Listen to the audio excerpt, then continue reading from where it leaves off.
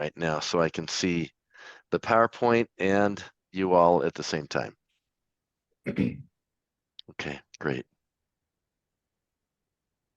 All righty. Well, good morning, everybody, or good afternoon. We are excited to do our second round of the Dental Leadership Academy. And what we'd like to do right now is just, we've got a new member who joined us. Sorry, guys. Okay. There we go. Perfect. No echoes. Thank you. That's one of the drags of Zoom, is it can create an echo chamber really quickly. Jamie, do you want to make a quick introduction, and then we'll have the group introduce themselves to you, okay? Yeah, of course. My name is Jamie Swint, and I'm the office manager of Southwest Dental, previously owned by my father, and now it has been taken over by my brother. My father and his partner started it in 1979, so we've been around that long. And I have worked here for 30 years, in the back, in the front, everywhere, and now I'm the office manager for the last 7. So yeah. And Jamie, why do you stay in dentistry? Because I love it. I love my patients. And this is all I've ever known. And it's just a true passion of mine to get the help that people need. And making those lasting relationships are a huge thing for me. So I just love everything about it. It's a great job. Well, I think you're in a group of like-minded individuals based upon what everybody said last time around. Yay, that's good. Yeah, yeah, it is. So could we just do a real quick round robin? And I'm just going to go in the order of folks on the screen. So Katie, introduce yourself to Jamie, if you would. Then we'll go to Kathleen and Jen, then Lori, then Tammy. Okay, and then we'll get started. Sure. Hello, I'm Katie. I'm the office manager here at the Village Dental Center in Sun City West, Arizona. Do you want me to go through the list? Sure, real fast. You don't have to Why go not? through the whole thing. You answered No, most questions. you last answered time. answered most them last time, but yeah, but just for Jamie's sake, okay? Yeah. I've been in dentistry for 11 years, 12 years. I started as an assistant here at this office. I left for a little bit and came back, and now I've been the OM for 7 years, will be next month. So I Nice. stay in dentistry for the exact same reason you do. I love my patients. I love a little bit of controlled chaos. I'd like it to be a little more controlled. And then I want to get out of this course just to be elevated. I want to be at that next level of being an office manager. Not just somebody's friend. I want to be the best office manager I can be. That's awesome. Great, thanks, Katie. Mhm. Kathleen and Jen, you're muted. There you go. Can you hear me now? We gotcha. Yeah. Okay. I'm Kathleen, and we work at Navarro Dentistry in Visalia, California. I have been in dentistry for 29 years. I worked back office for about 22. I have been the office manager now, I think, about 3 years. I stay in dentistry for the same reasons. That's all I know. I started when I was 19, so it's been a hot minute. And yes, I want to better my OM skills, and yeah, right there with Katie, want to be the best office manager I can be. And I have an amazing team, amazing boss. We've got a lot going on, expanding, and so lots of amazing things happening over here. So, and I'm excited to be a part of this. Jen. Okay. Hi, Jen. I'm Jennifer. So we're at the same location. And I am in RDA EF 2, number 2. And I've been in dentistry going on, let's see, 14, it'll be 14 years now. And so I am lead for our back office.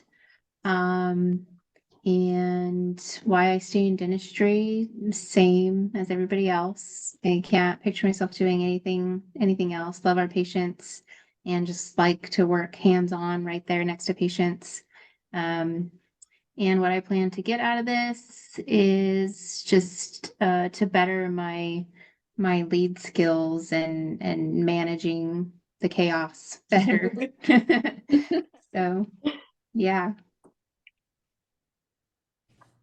Yes, there is. Okay. Tammy. Hi, excuse me. I'm Tammy. I'm from Northern Montana Oral Surgery. I've been the office manager in here for 25 years. We went from 1 doctor and 5 employees to 3 doctors and over 30 employees. So it's very much chaos. And I think this leadership meeting, it's nice to speak with other people that work in the field and understand where we come from. Yes. Okay, Lori. Well, hello there. I've been with Dr. Julie Babcock, or my name is Lori Moore, and I'm located in Kansas City with Dr. Julie Babcock. I am the current office manager. I've been with the practice about 5 years. I've been in dentistry for 30 plus, with working in a variety of types of dental offices. We recently added a dental partner back in January. So excited about that, and I hope to get from this course just improve communication and helping kind of unify the new staff with the existing doctor and staff, and about networking with other dental professionals. And the way in dentistry is the variety of it, and we're a holistic dental office, so we have just a really unique patient base that goes along with my own personal values, and I just love being part of this practice. That's awesome. Wow. I should have added up the number of years of experience in this room, but I know we cleared at least 100. So that's pretty cool. That's a lot of lives lived inside a dental practice, and really, really love that. So just to reiterate, we kind of talked about this last month, expectations, all right? Unless we're with our doctor trying to figure out how to make technology work. And I'm just pulling Luke's and Jamie's leg right now, but one of the things that we want to try to do is be present and focused, all right? Remember, this isn't a lecture. Our whole goal behind this really is to help create the groundwork where we can have some really great discussions.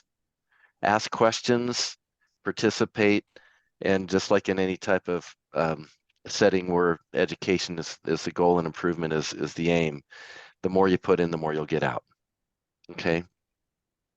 And before we start with today's kind of topic, just wanted to ask you real quickly, what was one leadership challenge you experienced this past month?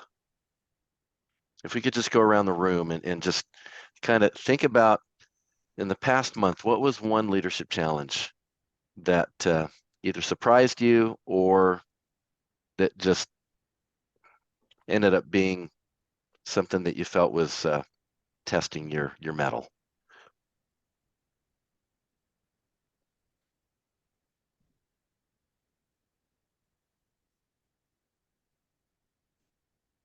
Anybody want to start?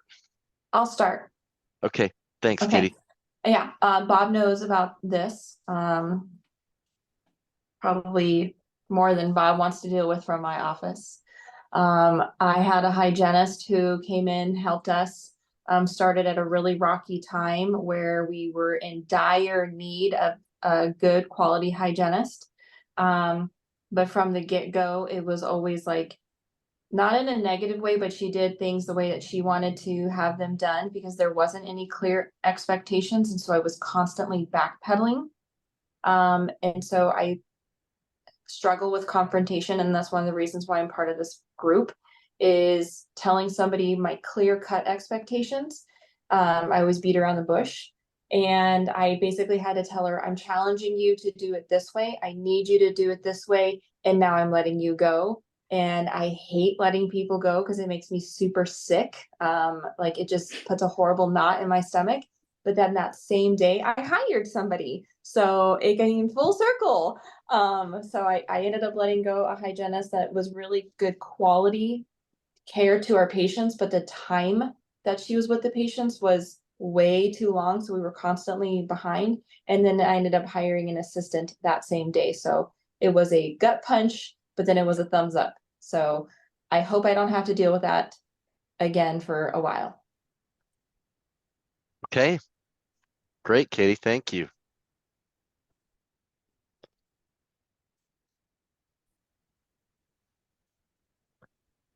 Who'd like to go next?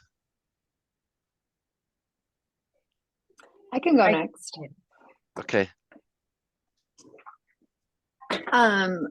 So we have hired some newbies recently in the past year, just with hiring a new doctor and hiring a new upfront staff.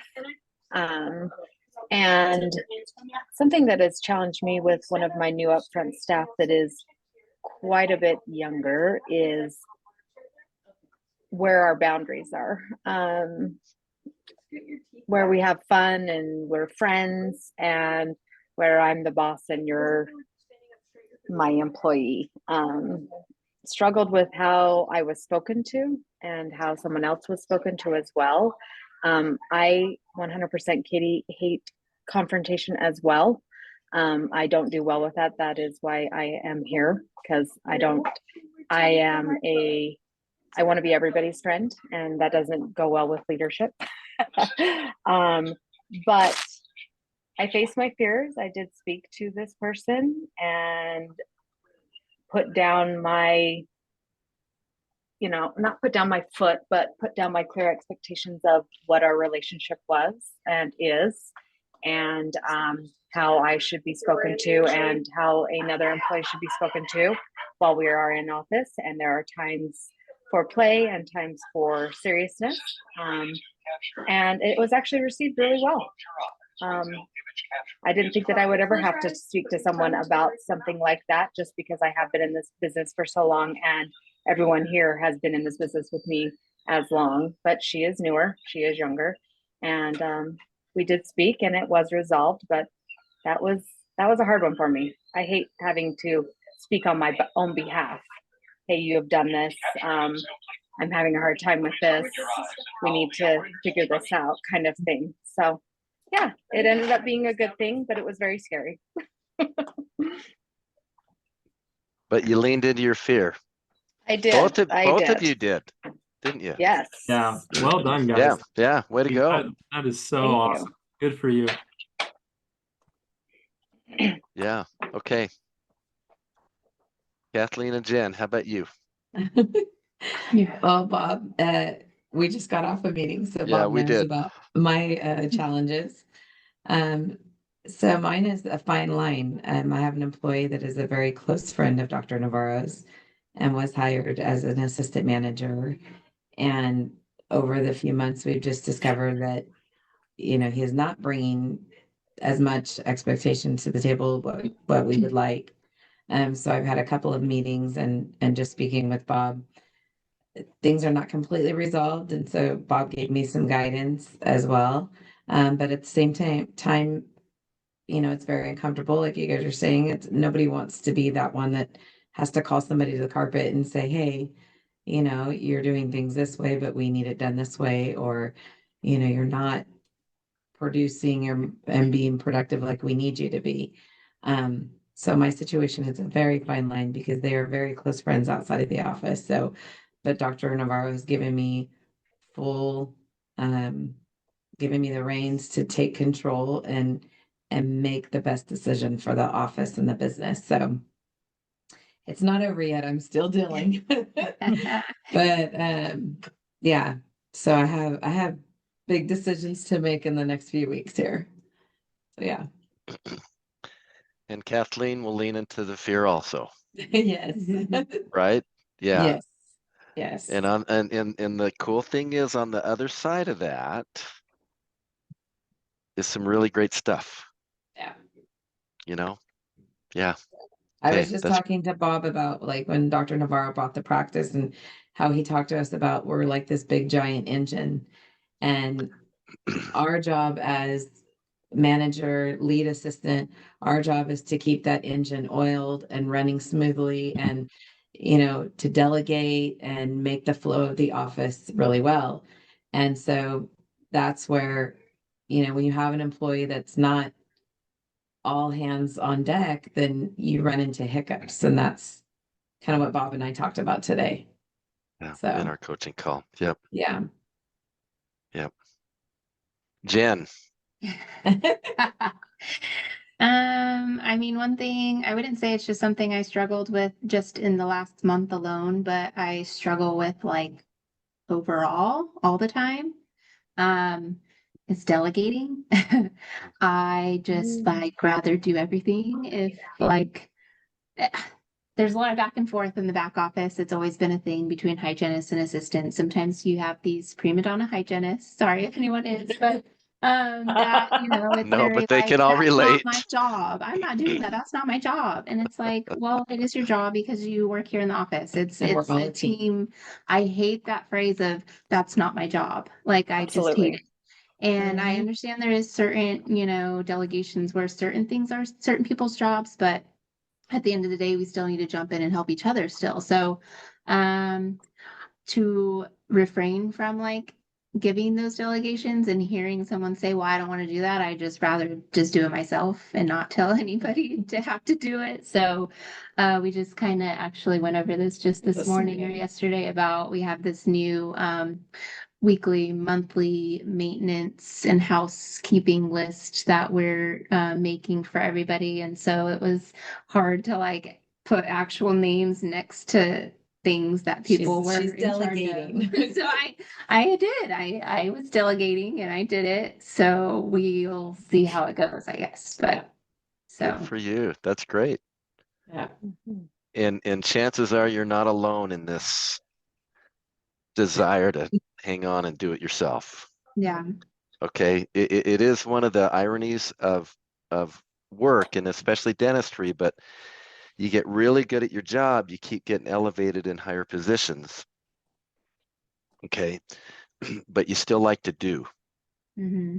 Okay. Yeah. Yeah. It's learning how to make your team your hands Mhm. and find joy in that. And it's a shift. It's a big shift. Yeah, for Okay. sure. I've always been in Yeah. charge of a lot of like we're a very high tech office. We have all the like CEREC who make all the one day crowns and stuff. And I've always been the one to deal with most of that and like all the just Right. troubleshooting of it. I'm just more experienced in all of it. And so when it comes to that kind of stuff, like I just rather do it myself because I already know someone's gonna start and then they're gonna have trouble and they're gonna have to come find me to like, hey, this isn't working properly or like help me. And so I'm just like, I'll just do it. Yeah. But Yep. they have to Yep. learn, I guess. So You will. Yep. Okay. Tammy, and then we'll go with Lori. Most recently, we have been having trouble filling what we call the check-in receptionist. And we've gone through about 3 different people. Most recently, she started last Monday. And when I was at lunch on Wednesday, she quit and left. She said it was because her husband didn't get the job that he wanted, so they were moving to Idaho.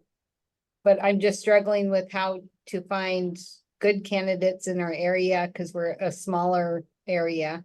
And maybe how just, I don't know, to weed them out, to figure out the ones that might stay longer, because we do big group interviews, all 3 doctors, myself, the back office manager.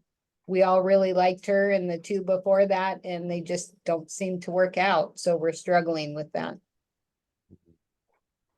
Oh man, Tammy, that's a body blow. I'm sorry. It is because we have like 5 pregnancies in our office and all this other stuff going on, and we really need that person there. Yeah, So yeah, you do. You do. Okay, Lori.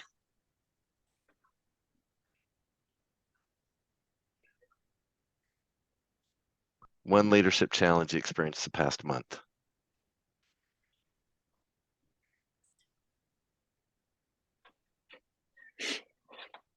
Here's the danger of going off camera. Well, Lori, if you are talking, you are muted, just so you know. Okay, sorry. My internet keeps going in and out, so I couldn't hear you, but can you hear me? Yeah, we gotcha. Okay. Yeah, just one leadership challenge you experienced last month. Yeah, so the leadership challenge this month is we do have a new dental partner. And it's kind of coming to light that the longer that she's been here, that she's really not interested at this time in really buying into the practice. So just trying to figure out, what Dr. Babcock's role is and trying to continue to coach her, or what my role is. And we have a very unique practice. So specific doctor is new to the holistic world, and just trying to best help her fully on board and kind of get used to our patient base, but also not squelch her individuality, I guess, as far as her verbiage and that kind of thing. But anyway, so Yeah. and I don't know, and she's been the new doctor's been on vacation for 2 weeks. Bummer, we're losing you.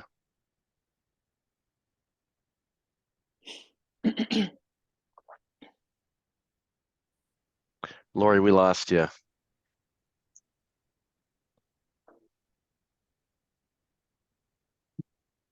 Can you hear me? Yeah, we lost about the last 15 seconds. All right, anyway, so just trying to kind of figure out where Dr. Babcock's role is and interacting with the new doctor how to best Okay, and how to mentor her and help clarify, her right into our practice. sure, clarifying expectations and understanding direction. Okay, Yeah. well, good. Well, I hope from this little exercise you can see that everybody is kind of facing the same things in one way or another. Okay, whether it's clarifying expectations, dealing with employees that are challenging, dealing with hiring, dealing with delegation, even dealing with an associate dentist who maybe isn't meeting expectation right now, right? And for every one of you, what I love about your role is that someone who does the job of a leader within a dental practice superbly well, it lessens the demands on the dentist, but also starts to spread the ownership around the team. All right. And that's kind of our goal behind this in the end. Brighton and my goal is that we want to be able to help provide you with the skills, the knowledge, the mindset that will help elevate your role as dental leaders, to be able to help foster both less stress in the practice, a greater enjoyment with everybody, and greater ownership spread throughout everybody. Okay. And it really drives down to this whole idea of what we call upside down leadership, which we spent some time with last month. This idea that ultimately, if I'm going to, the real gauge of a leader is, can I work myself out of a job? And I know that may sound like a really, really broad statement, because you think, well, gee, could I ever really pull that off? And reality is no. But the idea is this: how can I work myself out of what I have to do to be able to get my team so engaged in that I do only what I need to do? Kathleen, is kind of like what we're talking about today. How can I start to unload my doctor? How can I start to step away from the front? How can I do more of the administrative side, right? Which really is working on the boundaries of the organization, so that everybody else is running inside those boundaries. Or Katie, for you with, for instance, the Smile Virtual, thing that Dr. Harmon really wants to pull off, okay, and has done so. But, you know, with the new associate coming on board, what does that mean? How do we be able to unload you once again, so that by working yourself out of a job, what it means is that you start working on the boundaries of the organization and doing only what you can do while everybody else is doing the rest superbly well, okay? And what we've found is that there are like 3 key behaviors that help achieve this goal. As the model here shows, clarifying the expectations, and with that, creating a culture of accountability, then creating a culture of participation so that we start to share the load and create a team of problem solvers, not just problem finders, and then setting also a culture and a way of we give thanks, we show thanks to people here. But you'll notice the heart of this is right here in the center, that we've got to be able to do 2 things superbly well to begin with to make the rest of the model work. And what that means is, number 1, we have to learn how to let go of the blame game. And then with that, learn to do what we call hitting the reset button, which means learning from our mistakes, helping others learn from their mistakes, and continue to get better. And our objective for today is this, to really help set this framework that leaders don't blame, leaders solve. And you can actually see if somebody thinks like a leader by if they follow this simple rule. Are they solution oriented, or are they just blaming? And today we want to go through and talk about our own limiting beliefs, and what those are and what it means and how it falls into this whole realm of basically blaming or giving responsibility to others for things that we really are responsible for ourselves. Learning how to show more ownership over our lives and our teams. And also, if we can get to it, how the dreaded drama triangle seems to be a factor underneath. If you peel it apart, just about every place where we end up with a limiting belief or where we end up blaming. Now, one of the things that we learned a long time ago was, like I said, leaders don't blame, leaders solve. But I just want to take that phrase now and just push pause for a minute. What does that statement mean to all of you?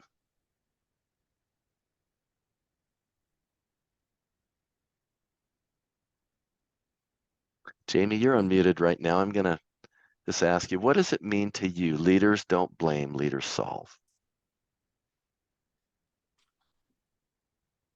Well, I feel as if you're a leader, you take on, how do I put this? Any way you want to.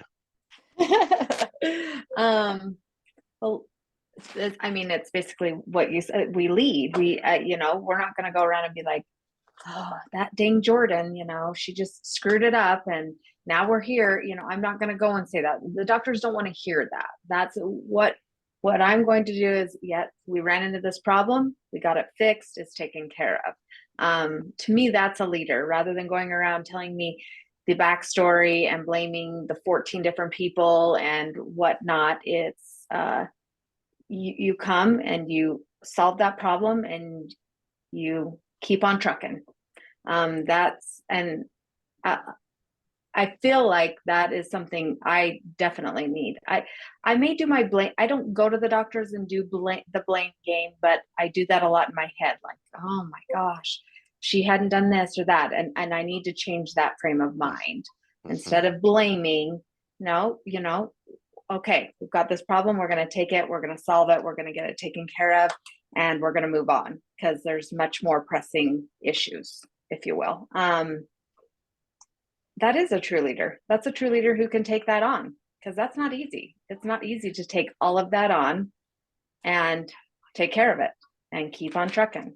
It's a very hard thing. And that's something I hope to figure out while we go through this. Great. Yeah. And you're not alone. at all. And we'll actually be able to kind of quantify that later on. Katie, what does it mean to you, leaders don't blame, leaders solve? We just talked about this as a group the other day. And I told my team my door is always open. I have a lot of closed door conversations that I need to end because people tend to come and word vomit in my office and expect me to solve their problems immediately. And Yeah. so I made a rule that my door is always going to stay open, but they have to come to me with a problem and with a possible solution. And then if they are struggling to get the full answer, then I will step in. But I feel like I'm flipping the triangle upside down and I'm putting it back on them. Like, you're the leader. You have to come to me when you have run out of all of your options and you don't know what else to do. Then I'm going to get involved because I have been so bogged down and overwhelmed that I can't take on any more problems from anybody else's until they come to me and they say, I need your help. I've tried this, I've tried this, I've tried this. So that's my way of trying to be a different type of leader instead of solving everybody's problems. Or like you lady said, you just do it. Well, I'm tired of doing it because I'm tired. Like, I need other people to try to freaking do it. So I told them, don't come to me until you can say, okay, we've tried this, we worked on this, we've changed this and it's not working. Great. That's where I step in. And it's been like 4 days and I've had very minimal closed door conversations and it has Awesome. Way to felt go. so good. Awesome. It has felt so good. Yeah. Yay. But I do have somebody out sick today, so I'm also a sterile tech today. Yeah. Okay. Yeah. All right. Anybody else want to help round out what Katie and Jamie said? What does it mean to you, leaders don't blame, leaders solve? Think they captured it well? Okay, good. All right, let's go then. Want to just give you a few kind of thoughts from some really significant thought leaders today. We live in a really interesting society right now where victimization seems to be, if I can be blunt, kind of an MO, okay, across large swaths of society. It's not me, it's everybody else, you know, whether in family, whether in communities, schools, whatever. And here are a couple of people that have, I think, really framed it very, very well in terms of our responsibility for where we are today. Simon Sinek is a thought leader that launched about maybe 15 years ago with a great TED Talk called Begin with Why, or How Leaders Spur Action. But he said this: we're not victims of our situation. We are the architects of it. Let that just land for a moment, okay? That is such a mind-jarring, comment. And then there's this other thought leader by the name of Robin Sharma who said, leadership's just the opposite of victimhood. And human beings giving away their power to create wonderful results by complaining, blaming, and expecting others to make things better for them are people caught in the trap of playing the victim. So two other folks really kind of framing it in a way that we do very simply: leaders don't blame, leaders solve. So how do you get rid of blame and hit the reset button? We want to do a quick little exercise with all of you. There's this idea called limiting beliefs. And a limiting belief is what we define as the boundaries of what we think is possible. All of us have limiting beliefs, okay? It's really not something that we can totally divest ourselves of. The question is, of those beliefs, are they serving us or not? Okay. When I do this little exercise, like giving a presentation with, 400 or 500 people in an audience, I'll simply ask them to close their eyes and then raise their hands and say, I don't believe I'll have more than $10,000 in my retirement account. And then the number keeps going up and up and up and up to 500,000, to 1 million, to 2 million. And what's fascinating to see the number of hands that drop. Some folks think that they'll own the world by the time, their career is over. But most people have a really low number. And then you just ask them, okay, open your eyes and say, okay, if that is what you believe, do you think you'll ever go past it? And the answer is no. Because the limiting beliefs themselves define the boundaries of what we think is possible, and we don't go past them. So we want to do a quick exercise right now. In a group, we'd actually have you line up against a window or a wall, and we would ask you to step forward when we say this statement, but instead we want to just ask you to give a thumbs up, okay? And if this statement resonates with you, and Lori, you may want to turn your camera on so we can see you, okay? If this statement actually resonates you, we just love to have you put a thumbs up, and then have a piece of paper by you and just make a tally of the number of times that you did a thumbs up, all right? So here's the first one. I wish my team worked as hard as I do. Okay. There's never enough time.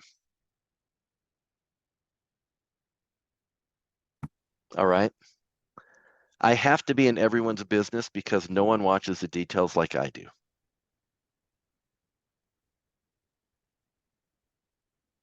Okay. It's hard for me to set expectations.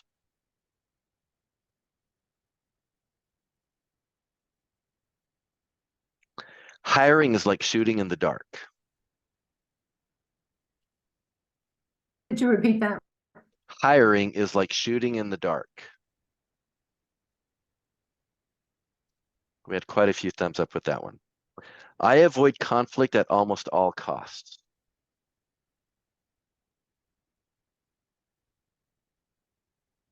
Jamie, if you're giving us a thumbs up, make it a little bit more center in your body, okay? All right. I can't get my team to be problem solvers.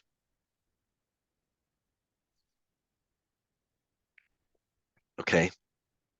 I'd be more organized if I only had more time.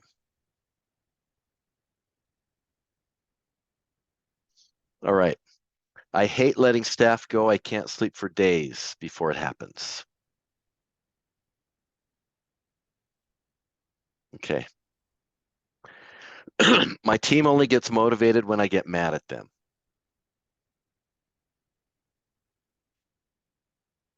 All right. I don't, no, okay.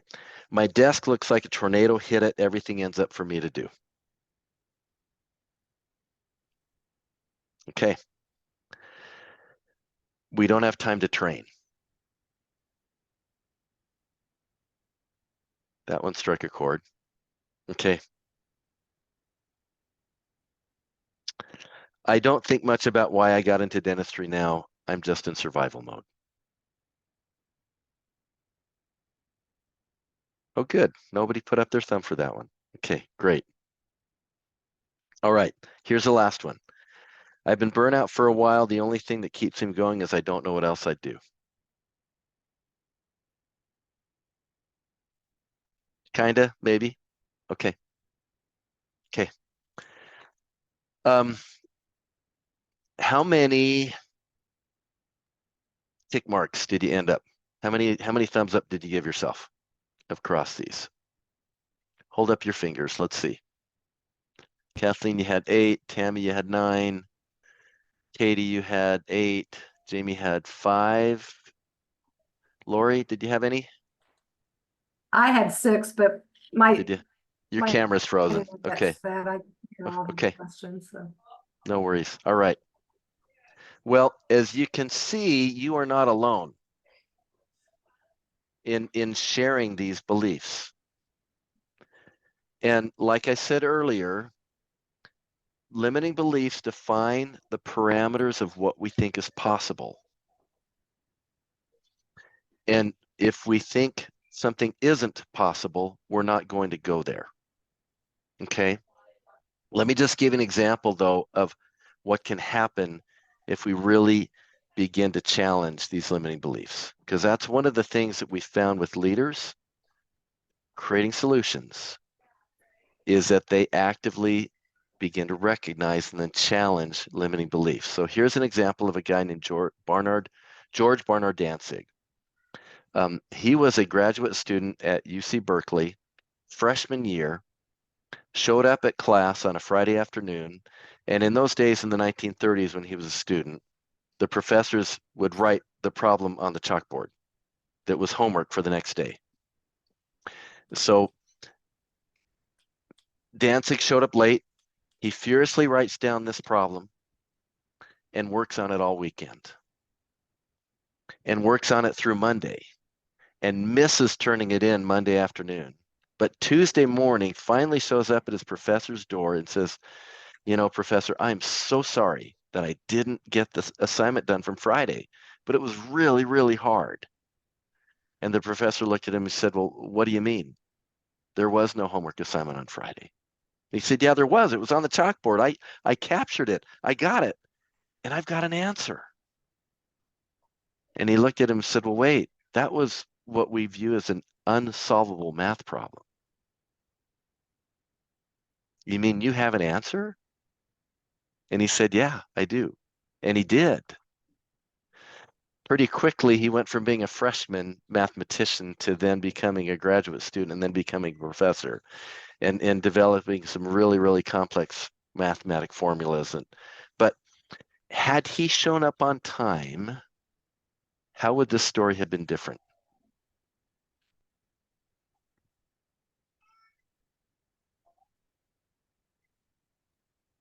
He wouldn't have tried because he would have Yeah. heard him say it's an unsolvable problem.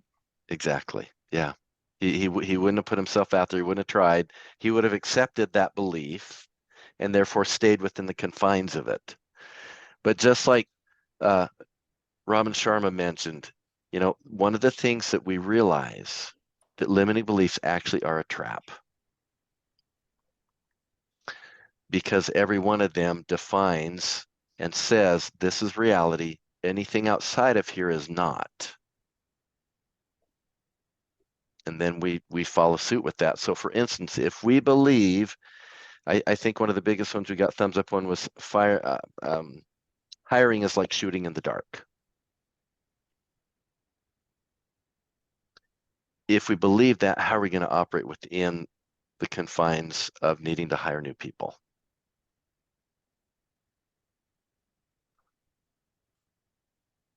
We'll be shooting in the dark. Same thing with avoiding conflict. If we avoid conflict at all costs, and that belief is something that we've got, then we will avoid conflict. Maybe until you realize that if you lean into it, and here's the deal, we all have beliefs. Do they serve us well? Or are they limiting our possibility and the possibility of our team? Okay. Stephen Covey put it this way. Anytime we think the problem is out there, that very thought is the problem.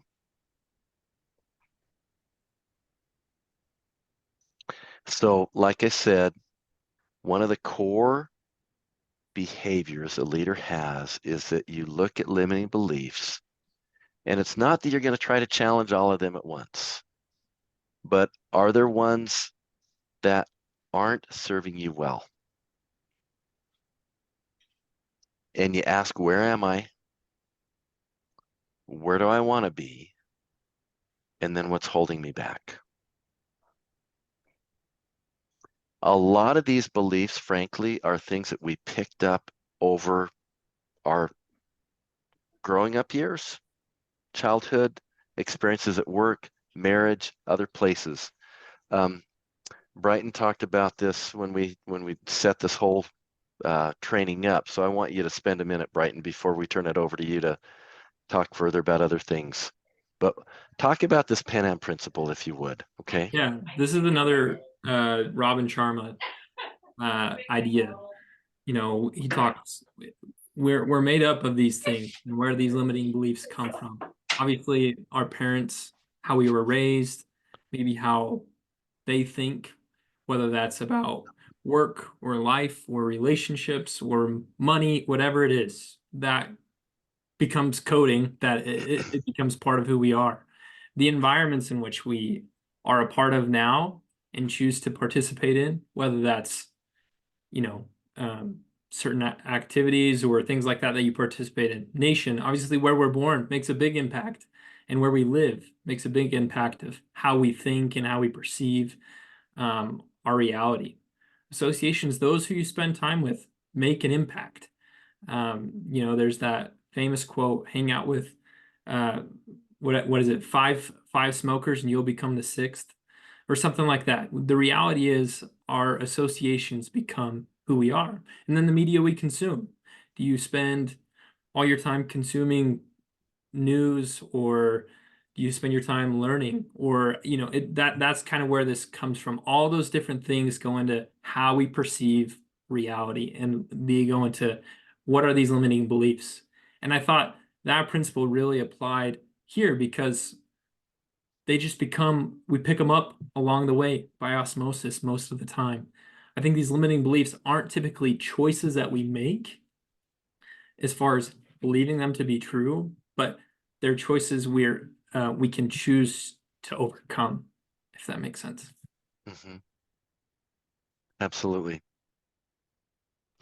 Yeah, some of these are scripts so deeply we picked them up from our parents. Some of them we pick up from experiences, other places. The question is, are they serving us? All right. And within the whole context of this, leaders don't blame, leaders solve. You know, it's interesting that every one of these, like limiting beliefs that I presented, all have a solution on the other side. Okay. It's, are we willing to pick up that solution and start to exercise it and make it work for us? So our question then is, okay, if we all agree with this, that a prime part of being a leader is really solving, then what do we do about this? And how do we prevent limiting beliefs from stopping the solutions before they even have a chance? Okay, how do you confront and begin to change limiting beliefs? What we want to do right now is just share with you a TED Talk by a gentleman by the name of Jocko Willink. He was a Navy SEAL, and he describes a situation in Iraq that he had back in the early 2000s with what was called friendly fire. And I need to be able to make sure that you can hear this. Right? Do you remember how to turn on sound in Zoom? Yeah, you should be able to go to up top where you're screen sharing Okay, here we go. are, and then you find share computer sound. Where I am screen sharing. There we go. Got it. Okay. Cool. Okay. And this is about 13 minutes. So it's not necessarily like a 60-second talk, but it's Yeah. worth It's worth it. It's worth it. And we should be done, I think, by the bottom of the hour. Okay. for But sure. we think this is really, really key. And this is a great example of really kind of the solution to the blame game.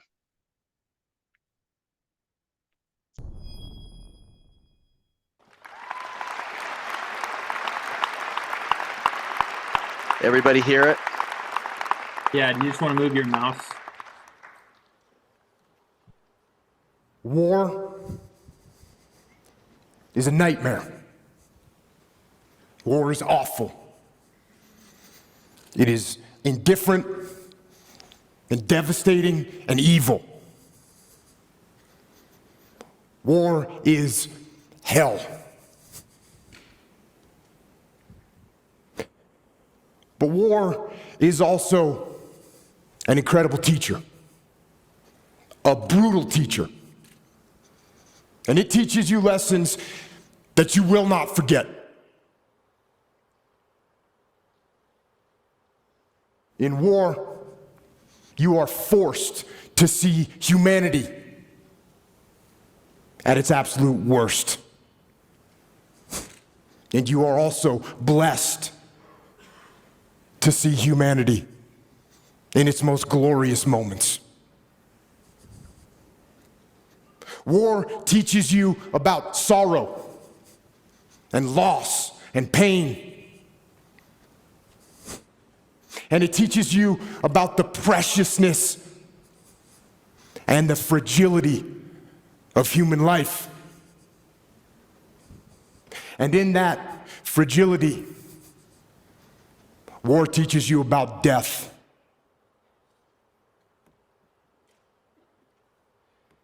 But war also teaches you about brotherhood and honor and humility and leadership.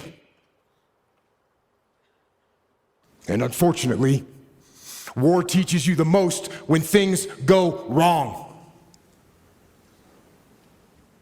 And for me, one of the most impactful lessons that I learned from war was in the spring of 2006 in the city of Ramadi, Iraq, which at the time was the epicenter of the insurgency, where brutal and determined terrorists ruled the streets with torture and rape and murder.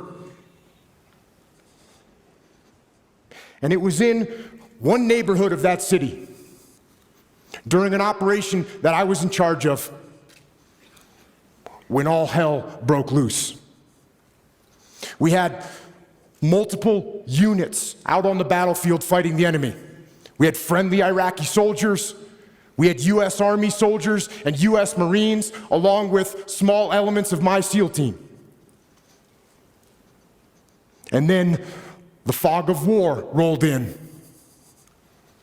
with its confusion and chaos and mayhem, and with its gunfire and enemy attacks and screaming men and blood and death. And in that fog of war,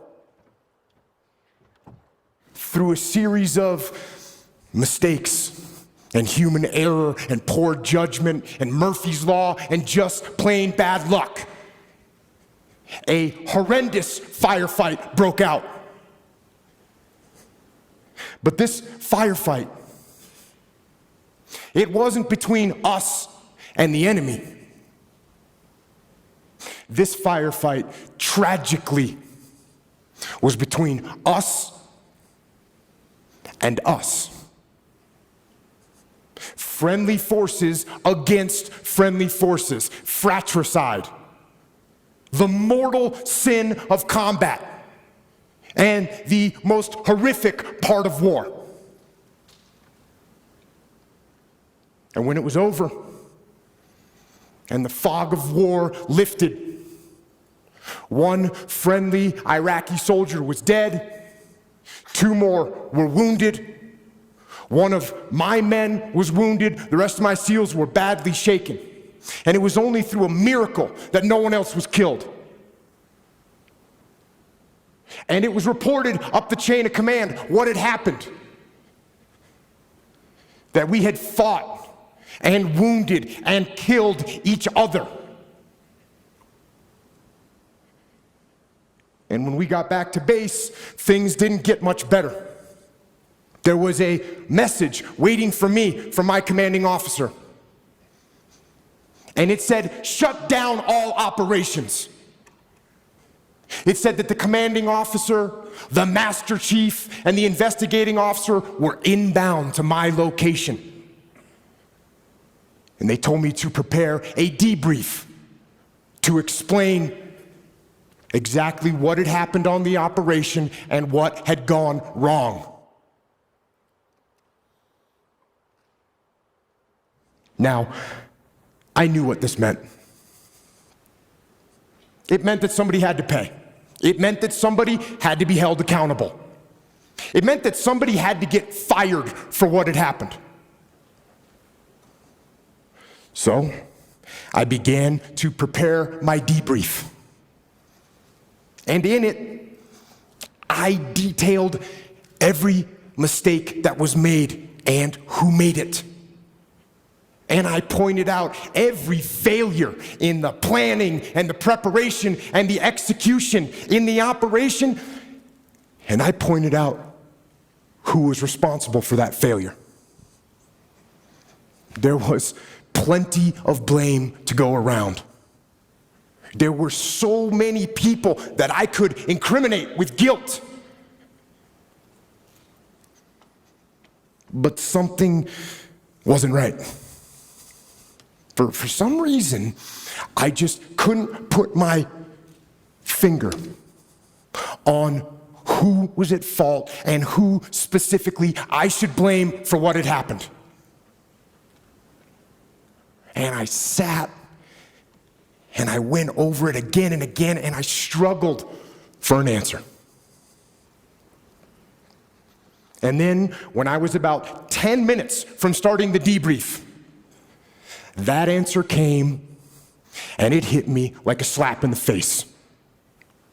And I realized that there was only one person to blame for the confusion, only one person to blame for the wounded men, and only one person to blame for the dead Iraqi soldier. And I knew exactly who that person was. And with that knowledge, I walked into the debriefing room with my commanding officer, and the master chief and the investigating officer were sitting there waiting for me, along with the rest of my men, including my SEAL that had been wounded, who was sitting in the back of the room with his head and his face all bandaged up. And I stood up before them and I asked them one simple question. Whose fault was this? One of my SEALs raised his hand. And he said, it was my fault. I didn't keep control of the Iraqi soldiers I was with.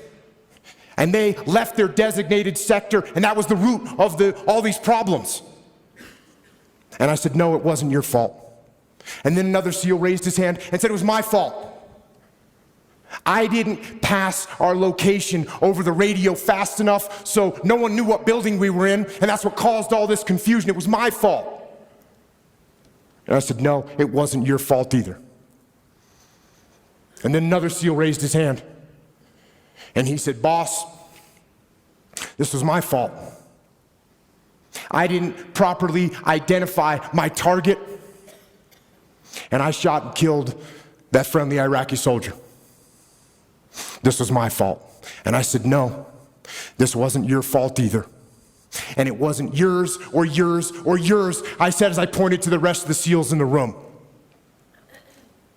And then I told them that there was only one person at fault for what had happened. There was only one person to blame.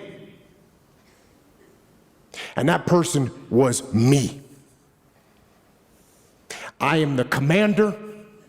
I am the senior man on the battlefield, and I am responsible for everything that happens. Everything. And then I went on to explain to them some new tactics, techniques, and procedures that we were going to implement to ensure that this kind of travesty never happened again.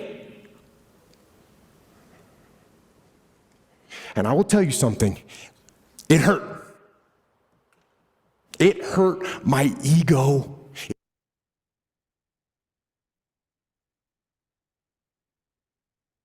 It hurt my pride to take the blame.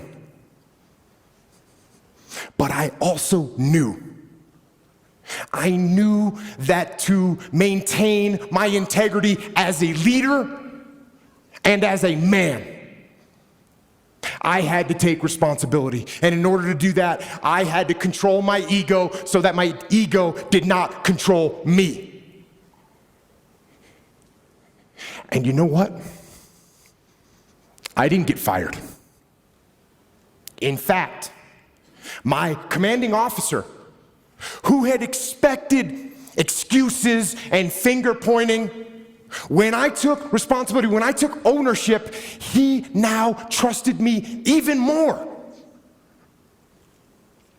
And my men, they didn't lose respect for me.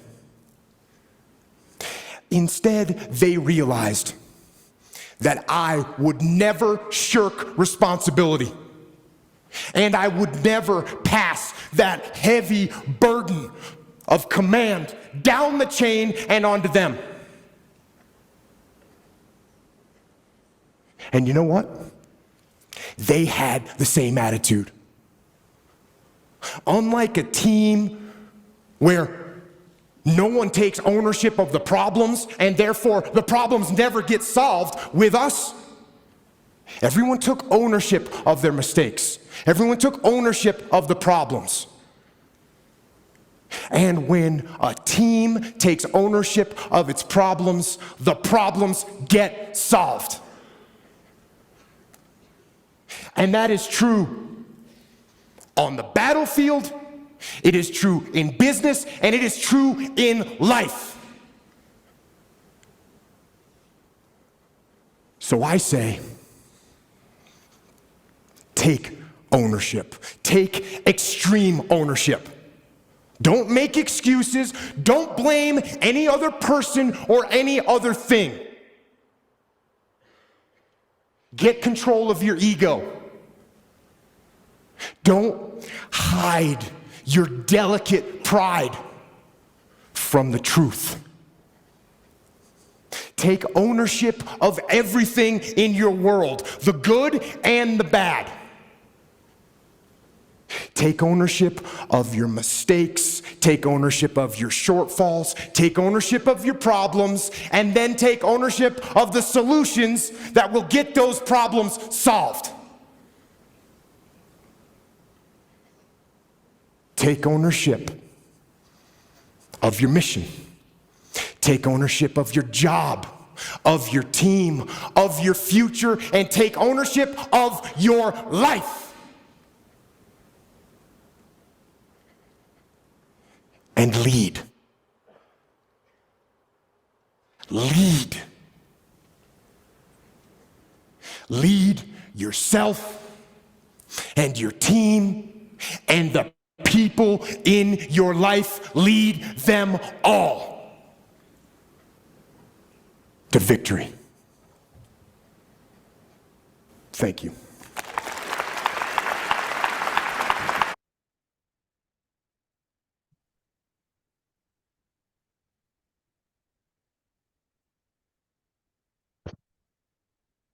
Are we back on? Yep. Okay, cool. All right. So he's a pretty intense guy. He's a pretty intense guy, but it doesn't mean that what he had to say wasn't true. So what stood out to you?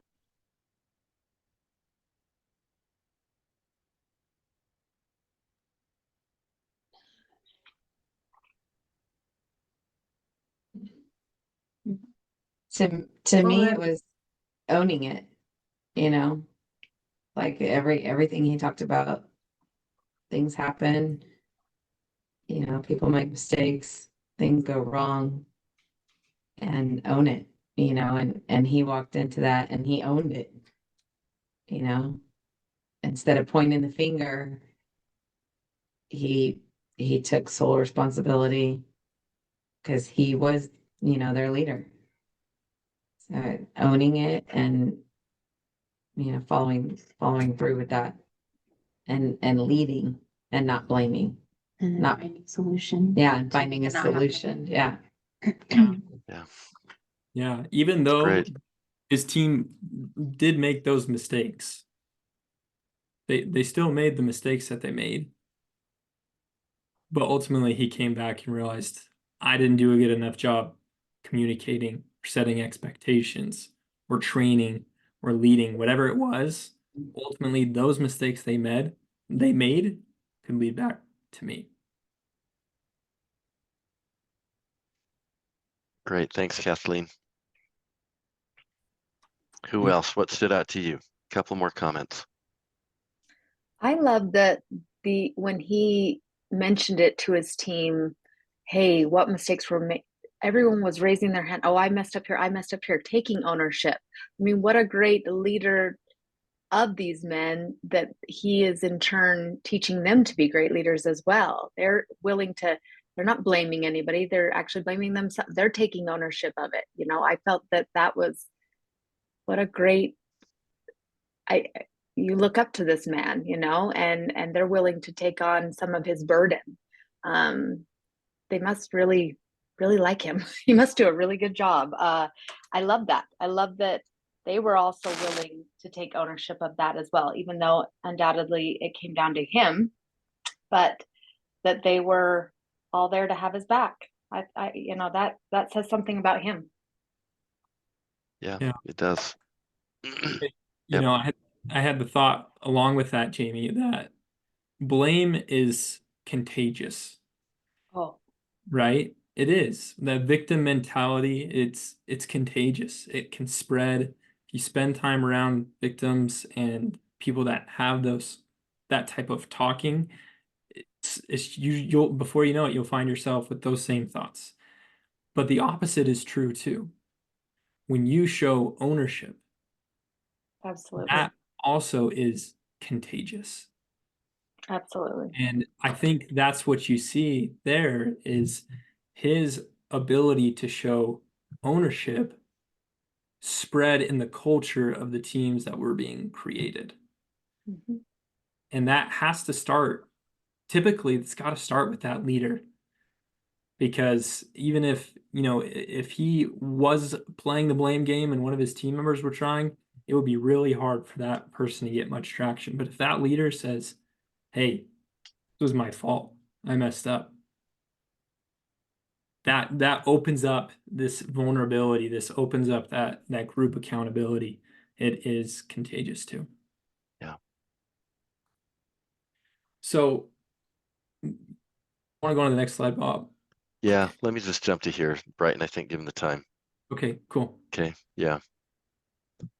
So another thing that, I mean, you guys both, you ladies all alluded to was that he didn't just show ownership for his specific actions, but he realized because I didn't do a good enough job of training and teaching or communicating or setting expectations, whatever it was my fault.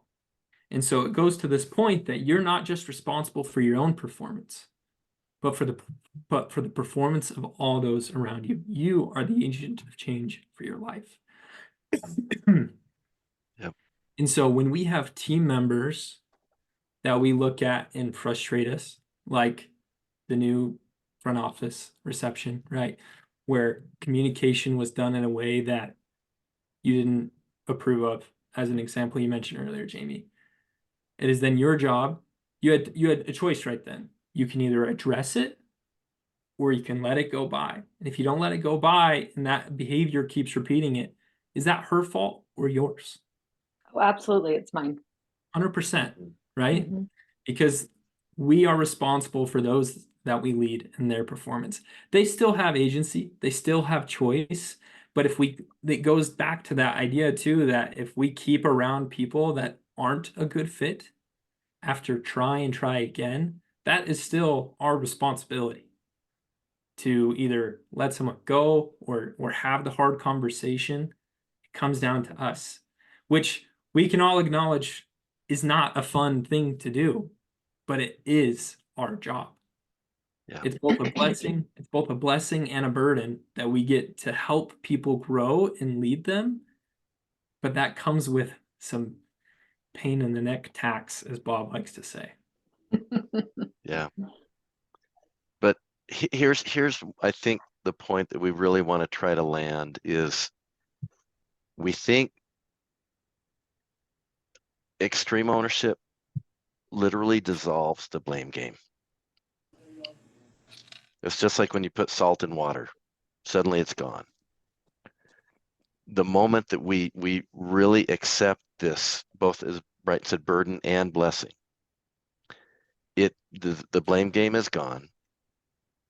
And then it also forces us to start to really confront our limiting beliefs just through ownership alone. So as I said, you're not just responsible for your own, but for all around you. You're the agent of change. An interesting thing, though, that we just want to bring up this last point is, if you've heard of this idea before, it's called the dreaded drama triangle. And it's a situation that you find often in life. This is probably one of the most profound ideas that I was introduced to in the last 10 years. But it's a cycle of blame that happens through individuals passing blame from one to the other. And Brian, do you want to talk about this and the solution to it, and then we'll wrap up? Yeah, happy to. Okay. I mean, yeah, you can relate this to. The easiest way for me to relate to this is often the relationship I find with my wife and my kids, where either like my kids become the persecutor, which is causing what the victim feels as being kind of attacked or burdened or whatever. And then I often feel that rescuer role. Okay, where I come into the victim and save the day when I blame the persecutor for that problem. And we get into these what we call drama triangles. And oftentimes we do it subconsciously, where maybe we're blaming the weather or our bodies or the environment we live in or the state, whatever it is, that any of those things could be our persecutors. And then we look to friends, colleagues, and maybe some circumstances, food or TV or whatever, to be our rescuer. So if I could just give a quick example, like Katie, the example you gave at the beginning of today, the revolving door through your office. Once you understand this, what's really taking place is that I would dare say that most of those are drama triangles. All right. And they're looking to you to be the rescuer. Mm-hmm. Somebody did something to me. They're bad. You're the boss. Solve it. Yeah. Yeah. So the opposite of this is what is called the empowerment dynamic, or It's TED. this piece up at the top. Okay. And there's a great book on this. It's about 90 pages long or something like that. Maybe it's 120 pages, called The Power of TED. But it's all about this empowerment dynamic. And how do we flip from becoming victims to creators? How do we flip from being persecutors to challengers, and rescuers to coaches? So in Katie's example, when someone comes to her and is maybe trying to be the victim, we can flip that and become either a challenger or a coach by how we approach that circumstance, by saying, I hear you. I'm sorry, that's a challenge for you. How would you like me to support you? Or what are you going to do about it? It flips them from being a victim to a creator. It allows them to then solve the problem. Right? Yep. Has anybody, I know we've talked about this several times. We refer back to it often, but does anybody have any questions or ahas or anything like that when it comes to this, I guess, dynamic? Mm-hmm.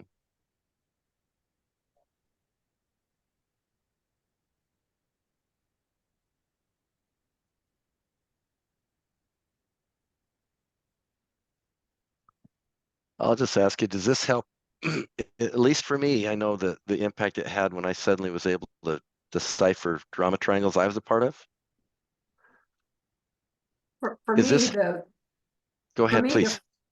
phrasing of, how would you like me to support you in da da da da da, really take from rescuer to coach, because you're not trying to come up with a solution. Exactly. You're trying to help somebody solidify in their own mind what it is they're even wanting, and how you can come alongside that without you just taking it over.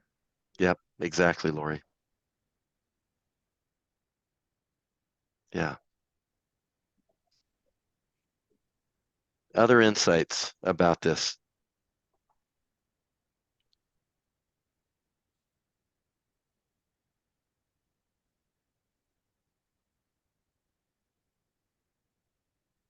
Does this model help explain maybe some of the dynamics within your practices?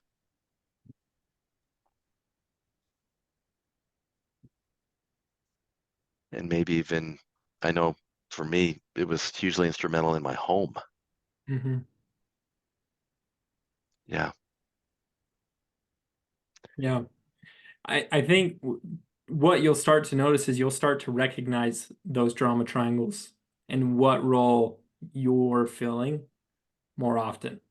And when we recognize it, that's the first step. And then being able to flip from being a victim to a creator, or helping others to flip from being a victim to a creator.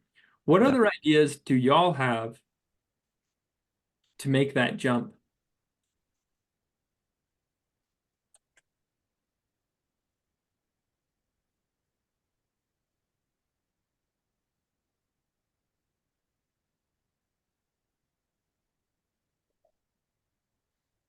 I think we've put everybody in a really pensive, thoughtful mood. And that's okay. It is, absolutely. Okay, well, while y'all think about that, and maybe this is something part of our homework is to really ponder and think, how do we flip from victim to creator? Yeah. I think one of the very first steps is recognizing it and then showing ownership for our circumstances, right? Yeah, Showing absolutely. ownership over our role in those dreaded drama triangles, and then ownership over the solutions in which, how do we fix them? Yeah. Okay. Yes. So to just kind of wrap up, leadership is a decision. It's not a title. Ownership is a decision. It's not something that we naturally necessarily do. But both leadership and ownership create the type of environments that allow people, practices to become really great places to work, and where team members really become leaders at all levels. All right.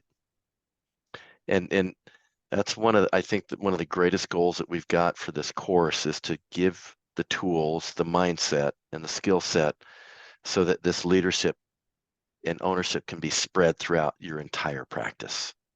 And we build leaders at all levels. All right. So we'd love to have you, so you know what? One of the reasons I'm here is I want to choose to invest in others and believe that they can become great. Okay. And divest ourselves of this idea that if I can do it, why can't somebody else?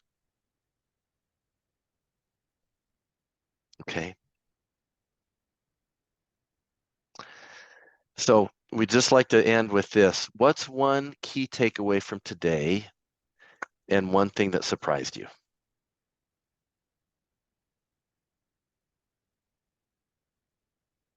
Looks like we lost Jamie, but I'll start with Tammy, then Katie, Kathleen, and Jen, and then Lori. What was one key takeaway and one thing that surprised you?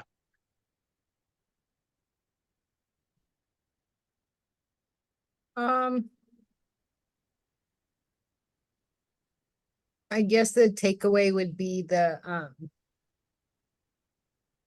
it's empowering to do that for you and your team.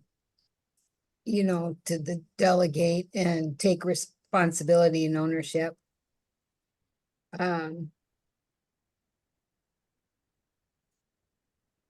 can't think of anything that surprised me today, but That's okay. I think it was very powerful, though, the whole message today. Great. Thank you. Kathleen and Jen. One key takeaway. I agree, very empowering. For me, the whole limiting beliefs, that was kind of a big eye opener. Because I think we all, do things like just we don't even think about it, We don't. subconsciously, You're like exactly right. Yeah. you don't realize until you're like really hitting it on the nail and you're like, oh yeah, that makes a lot of sense. Your thought process of I don't know if I want to say enabling or disabling, but your thoughts of, oh, I could never own that, or I could never do that, or you don't realize maybe what a big impact it does put on your mindset until you like really put it in black and white like you guys did today.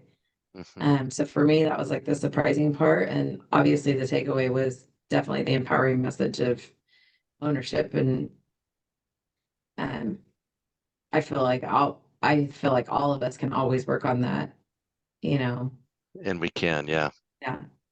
Society, culture, upbringing, everything tries to get us to shirk it. Yeah. And it's the exact opposite of what we should be doing to optimize ourselves and our teams. Jen. I felt like we were at church today. I liked it. I liked it. Doctor popped in. He goes, "You guys listening to a sermon?" I go, "Man, that's awesome." Pastor Bob. Yeah, it was good. Great. Can I go next? Yeah, Jen.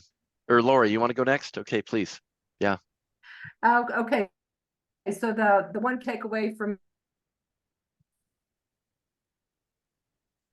What's the point?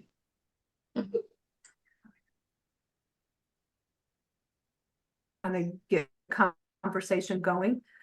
I don't know if I would call it surprised by the limiting beliefs, because it's just a good reminder and I do truly believe that we do receive what we believe. And sometimes that's kind of a hard pill to swallow, that we don't really want to believe that we believe it by the things that we are receiving, but I do believe that. And so we are in charge, of our decisions, and trying to improve ourselves and to get a better outcome. Yeah. Awesome, Lori. Thank you. Jen, you want to go next? We'll wrap up with Katie. Sure. Yeah, both key takeaway and the thing that surprised me is kind of the same thing of the limiting beliefs thing. Like, I never really knew what that was or heard that before, but as you're explaining it, it's kind of like, yeah, that makes sense, and it makes me think of not even just work-wise, but in my personal life, when you said how if, you're at a conference or something in the audience, having people raise their hand of like, how many of you think you'll have this much in your retirement or whatever. I think of that with like my parents growing up. They're, from the Azores. They're not from here. They weren't ones to be like investors or try to help build themselves up. It was, I don't know anything about that. I can't do it. Like, and so I've learned, like, just because they didn't know anything about that and didn't teach me doesn't mean that I can't learn it myself or teach myself about it type thing. So that kind of stuck to me, I think.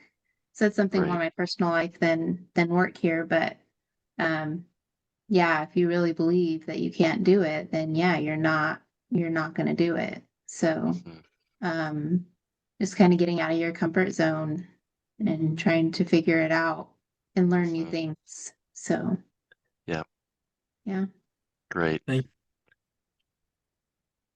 you. Katie. I wasn't really surprised to hear that a lot of us OMs deal with the same problems. It is kind of comforting to know that it's not just my office, and I think everybody can appreciate the fact that we all kind of feel the same struggle. So it's nice to be a part of this group, to have more people to lean on. I guess I never really thought, like, I know that blame is contagious, and I kind of put blame and gossip in the same department, and Sure. it is very contagious. Mhm. But I really want to flip the switch and turn it more into what the gentleman talked about, that showing ownership is contagious. So I want to, like, almost erase and scratch out blame is contagious in my book, so I don't see that. And I only want to look at the showing ownership is contagious, because it is true. Like, if I walk out here and I feel empowered, I'm going to empower the next person that I talk to, and it's that domino effect. Or I feel it's a whole lot easier to be stuck in the blame and the gossipy, contagious part. We like that. It's so easy. Yes, it's easy and it's safe. Right. We think, yes. Yeah. Great. All right. Well, this has been an hour and a half well spent. Yeah. So here's our homework for you. Yeah. This is going back to, I don't remember which one of you said it, but it was really good. What we believe in life happens for us, right? I think maybe it was Lori, but we talked. Yeah, it was Lori. Yeah. So one of the ways that I have found to do this is to put alarms in my phone to go off at certain times throughout the day. So the ones that I'm focusing on right now are something that I have that goes off in my phone twice a day at 8:45 a.m. So right before I start really work, and then at, I think it's 4:45. So right before I start being a dad, I have on there, the alarm title is "I'm a son of God."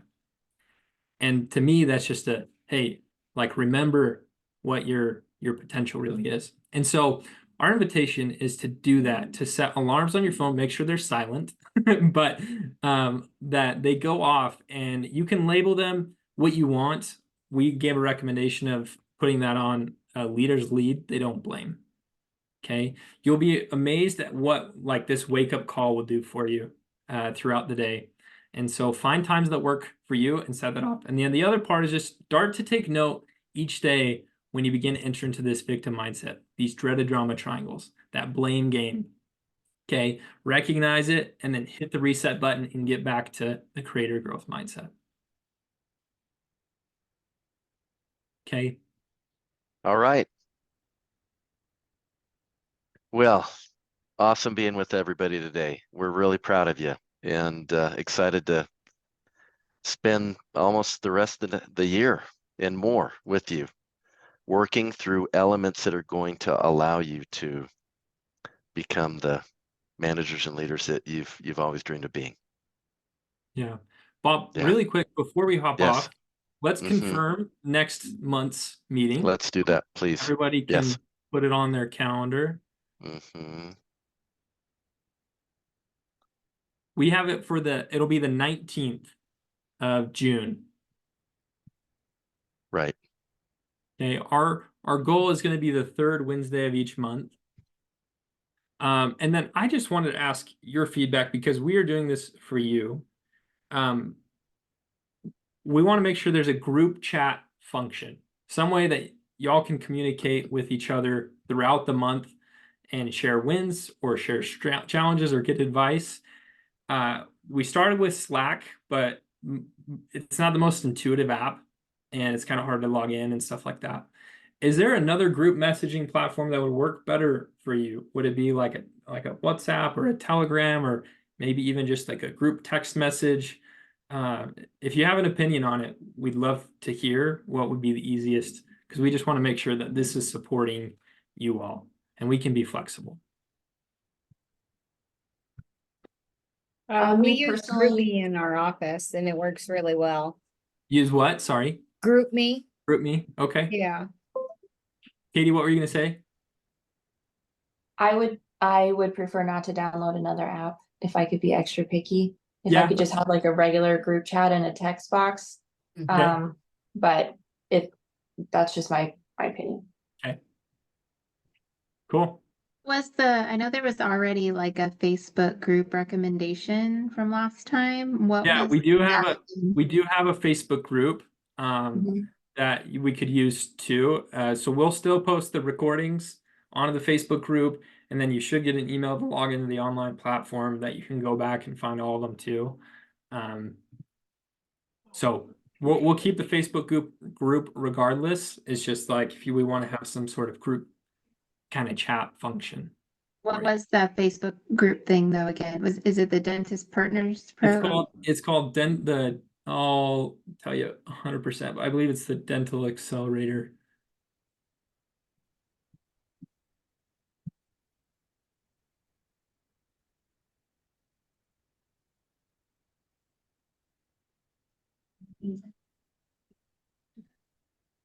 Yeah, Dental Leadership Accelerator. It looks